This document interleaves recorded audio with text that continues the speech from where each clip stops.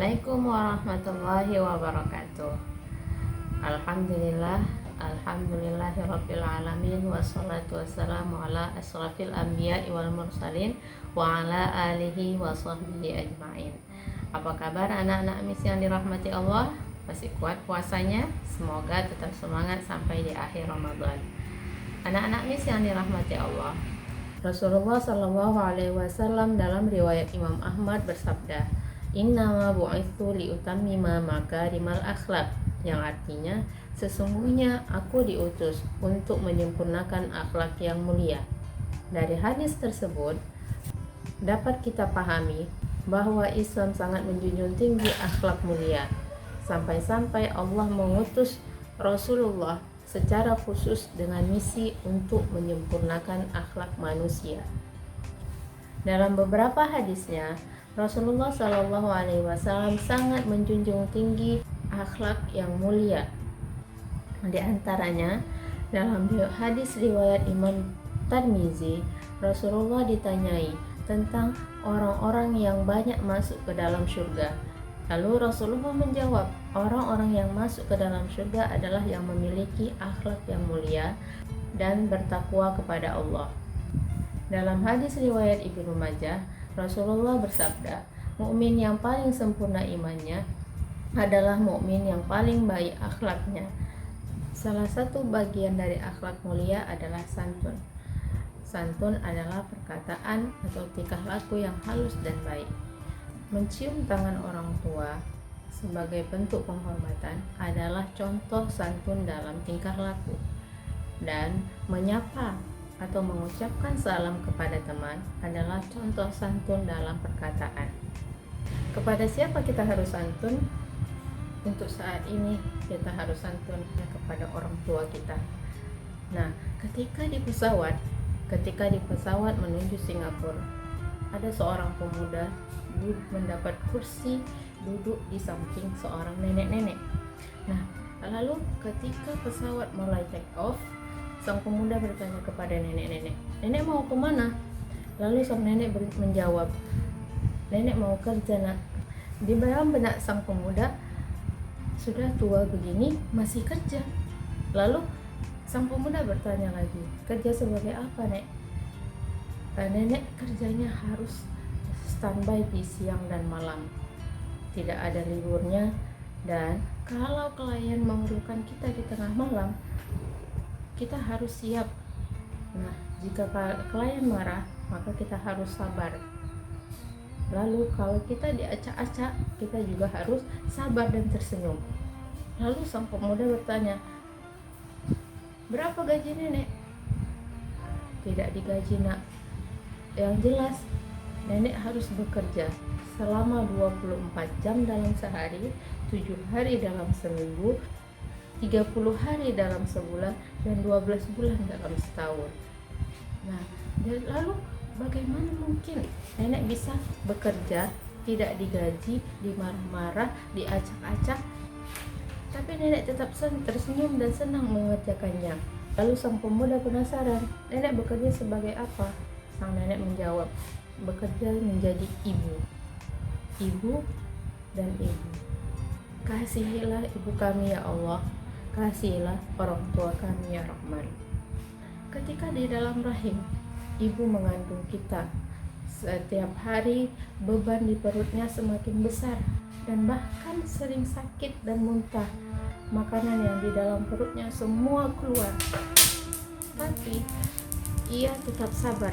Perutnya dielus-elusnya walaupun air mata bercucuran. Saat melahirkan, ia harus menahan sakit yang luar biasa. Tubuh terasa disayat-sayat, air mata keluar, keringat bercucuran, isak tangis tersendu-sendu. Namun, setelah sang anak keluar, sang anak lahir, tangisan berubah menjadi tawa kebahagiaan. Ketika kebahagiaan pun memuncak ketika melihat wajah mungil sang bayi. Lalu kalian dipeluk, ditimang, dan terus dijaga sampai besar.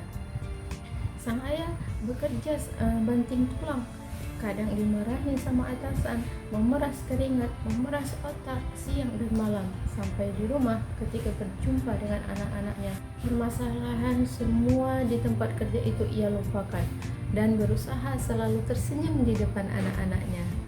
Begitu besarnya pengorbanan, sampai-sampai Allah memuliakan orang yang memuliakan orang tua. Sampai-sampai perintah untuk memuliakan orang tua berada di posisi setelah perintah menyembah Allah, yang terdapat di dalam surah Al-Baqarah ayat 89. Allah berfirman, La ta'buduna illallah wa bil walidaini ihsana. Janganlah kalian menyembah selain kepada Allah, dan berbuat baiklah kepada orang tua. Bahkan di beberapa hadis Rasulullah menjelaskan bahwa Rasulullah meninggikan derajat orang yang memuliakan dan santun kepada orang tua. Di antaranya, Rasulullah menjelaskan bahwa santun dan memuliakan kedua orang tua termasuk bagian dari jihad. Sahabat Abdullah bin Amr radhiyallahu anhu menceritakan, ada seorang yang datang menghadap Nabi SAW meminta izin untuk ikut berjihad. Kemudian beliau bersabda, Ahayyun walidak, apakah kedua orang tuamu masih hidup? Orang itu menjawab, ya, masih hidup. Kemudian Nabi SAW menyatakan, Fafihima fajahid. Kalau begitu, berjihadlah dengan berbakti kepada keduanya. Hadis riwayat Bukhari. Berbakti kepada orang tua juga merupakan amal yang paling baik untuk dikerjakan. Dan Rasulullah SAW juga memberikan janji yang indah kepada orang yang berbuat baik kepada orang tuanya.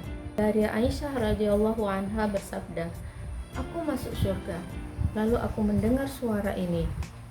Aku bertanya kepada para malaikat, suara siapakah ini? Lalu malaikat menjawab, itu adalah suara Haritsah bin Nu'man. Nah, seperti itulah pahala orang yang berbakti kepada kedua orang tua.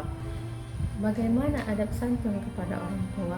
Banyak firman Allah dan hadis-hadis Rasul yang menjelaskan tentang santun kepada orang tua. Di antaranya, 1. Seorang anak harus menjaga sopan dan santun kepada orang tua. Yang kedua, berkata baik dan lembut kepada orang tua. Yang ketiga, berusaha tawasu di depan orang tua. Yang keempat, jangan mengarahkan pandangan yang tajam kepada orang tua. Yang kelima, mendahulukan kepentingan orang tua daripada kepentingan dirinya sendiri, istrinya, dan anak-anaknya. Yang keenam, menjaga hubungan baik dengan orang tua, terutama ibu. Sebagaimana hadis Rasulullah SAW bersabda, seorang sahabat bertanya kepada Rasul, Ya Rasul, siapakah orang yang paling berhak kita berbuat baik? Lalu Rasul menjawab, ibumu. Lalu siapa lagi ya Rasul? Ibumu. Lalu kemudian setelah itu siapa lagi? Ibumu. Setelah itu ayahmu. Nah, dari sekian banyaknya adab-adab yang disebutkan tadi, masih banyak lagi adab-adab santun kepada orang tua. Perilaku santun juga wajib kita terapkan kepada teman-teman kita, karena mereka adalah orang-orang yang berada di sekeliling kita dan orang-orang yang mewarnai hari-hari kita. Nah, di antara adab santun kepada teman, yang pertama, berkata lemah dan lembut kepada mereka. Yang kedua, saling menasihati jika teman kita berbuat kesalahan. Yang ketiga, saling mendukung jika teman kita berbuat kebaikan. Menyayangi mereka dan berperilaku adil kepada mereka. Anak-anak mis yang dirahmati Allah, ada banyak contoh perilaku santun yang dijelaskan di dalam Al-Quran dan hadis. Sekali lagi, keimanan kita sebagai muslim belum sempurna jika tidak memiliki akhlak dan santun yang dapat kita terapkan dalam kehidupan sehari-hari. Oleh karena itu, selalu kontrol diri, jaga perkataan dan tingkah laku agar dapat mencerminkan perilaku muslim yang sejati. Ingat hadis Rasul, seorang muslim adalah orang yang menyelamatkan muslim yang lainnya dari bahaya lisannya dan tangannya. Anak-anak mis yang dirahmati Allah, sebelum mis tutup renungan hari ini, Mari kita mengangkat kedua tangan kita, bermohon kepada Allah. Semoga Allah mengabulkan permintaan kita pada pagi hari ini.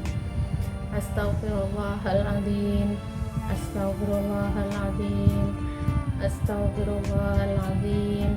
Ya Allah, ya Tuhan kami bersyukur atas nikmat yang telah Engkau berikan kepada kami, orang tua yang baik, guru yang baik, dan teman-teman yang baik.